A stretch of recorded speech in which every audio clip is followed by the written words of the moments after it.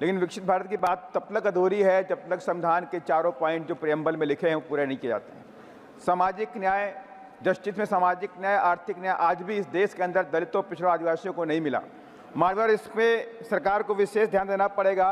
और मैं सरकार से कहना चाहता हूं आपके माध्यम से कि रिजर्वेशन में, प्रमोशन में रिजर्वेशन का जो बिल पेंडिंग पड़ा है उसे पूरा कराया जाए, प्राइवेट सेक्टर में रिजर्वेशन दिया जाए। और साथ ही विकसित भारत की बात इस देश में तब तक नहीं हो सकती जब तक हम शिक्षा की तरफ नहीं बढ़ेंगे। जितने भी इस देश बाहर की कंट्री हैं, डेवलप कंट्रीज़ हैं, उनके पास एजुकेशन के दम पर, साइंस और टेक्नोलॉजी के दम पर आगे बढ़ी हैं। लेकिन आज शिक्षा का बाजारीकरण किया गया। शिक्षा को तमाम सरकारों ने पीछे गरीबों से धकेलने का काम किया। आज शिक्षा गरीबों से बहुत दूर होती नजर आ रही है। इस पर भी मैं सरकार से आग्रह करूंगा, शिक्षा को लेकर के गरीबों की शिक्षा फ्री की जाए। साथ ही जातिवाद एक बड़ा जहर है। जब तक सोच विकसित नहीं होगी, जातिवाद से बाहर नहीं निकलेंगे तो बात नहीं बनने वाली। पूरे देश के अंदर जातिवाद की घटनाएं बढ़ी, अत्याचार की घटनाएं बढ़ी। अभी कुछ दिन पहले उत्तर प्रदेश के फिरोजाबाद में एक दलित युवक को थाने में और वहाँ पे जेल के अंदर पीट के मार डाला गया। और ऐसी कई घटनाएं देखने को मिलती हैं।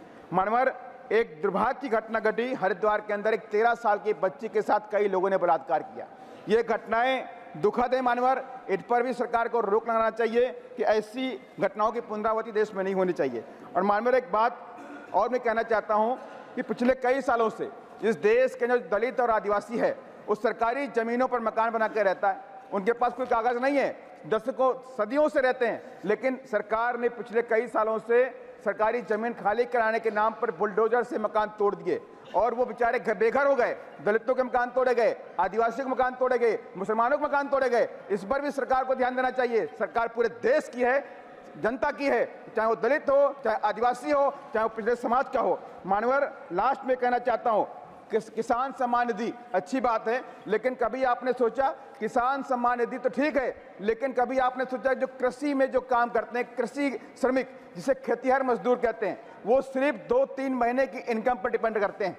मानवर मैं सरकार से कहना चाहता हूं आपके माध्यम से, जो खेतिहर मजदूर है, कृषि श्रमिक है, उनको भी किसान सम्मान निधि की तरह कृषि श्रमिक निधि देने का सरकार काम करे। और साथ ही मैं आपके माध्यम से कहना चाहता हूं कि SC ST जो हैं, आर्थिक न्याय कैसे मिलेगा? SC ST OBC के लोगों को उनके अपने पैर पे खड़ा करना पड़ेगा।